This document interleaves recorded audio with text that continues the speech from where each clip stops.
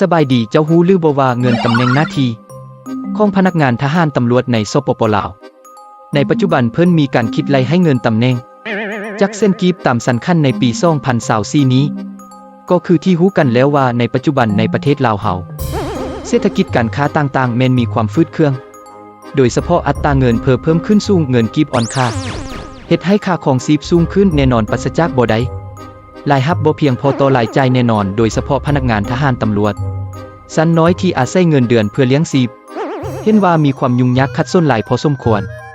ในการดำรงชีวิตเพื่อให้อยู่รอดในปัจจุบันนี้ในมื้อนี้เฮาจะมาพาไปรู้จักการคิดรายเงินประจำตำแหน่งของพนักงานทหารตำรวจในสปป.ลาวว่าจะได้เท่าใดกันนั้นเฮามาเบิ่งไปพร้อมๆกันได้เลย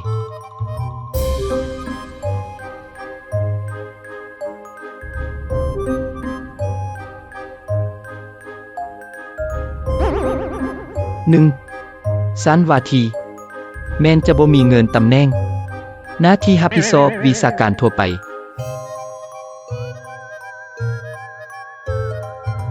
2. ชั้นร้อยตรีแม้นจะบ่มีเงินตำแหน่งหน้าที่รับผิดชอบวิชาการทั่วไป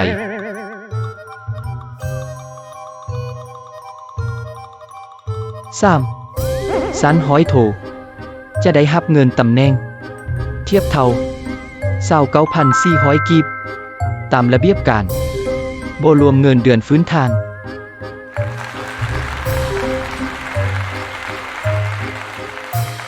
4. ชั้นร้อยเอกจะได้รับเงินตำแหน่งเทียบเท่า39,200 กีบตามระเบียบการบ่รวมเงินเดือนฟื้นฐาน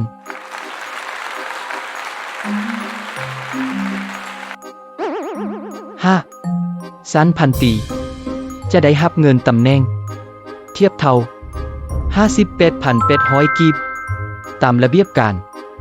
บ่รวมเงินเดือนฟื้นฐาน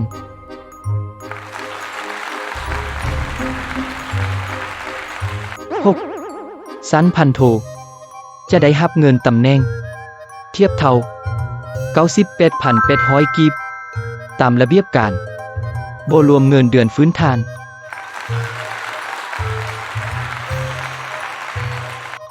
7. ชั้นพันเอกจะได้รับเงินตำแหน่งเทียบเท่า137,200 กีบตามระเบียบการบ่รวมเงินเดือนฟื้นฐาน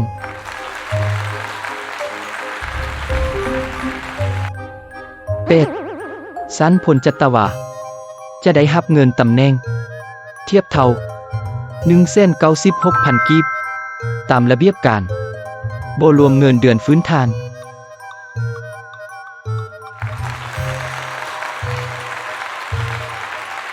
9. ชั้นพลตรี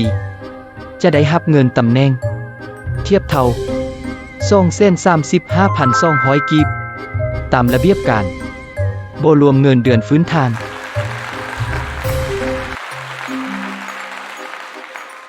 10. ชั้นพลโท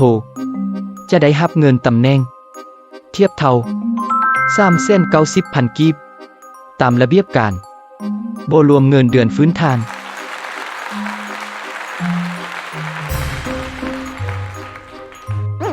11. ชั้นพลเอกจะได้รับเงินตำแหน่งเทียบเท่า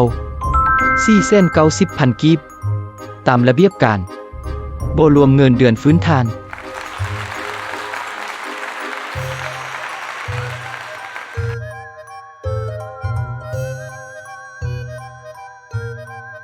สุดท้ายนี้การนำเสนอเงินตำแหน่งของพนักงานทหารตำรวจในปัจจุบันนี้หากมีคำว่าใดบ่ถูกต้องครบถ้วนผิดพลาดประการใดก็ขออภัยมาณที่นี้ด้วยขอขอบใจ